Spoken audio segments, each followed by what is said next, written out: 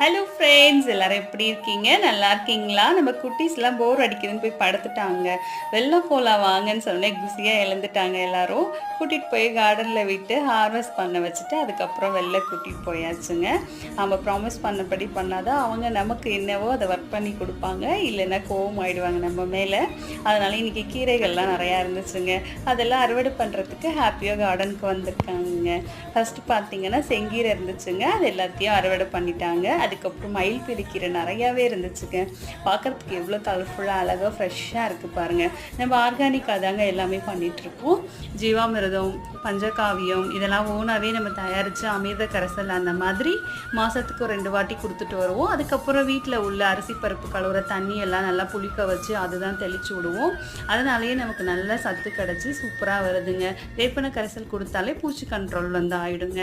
Thanks for வாட்சிங். நவநவி கார்டனை subscribe பண்ணிக்கோ.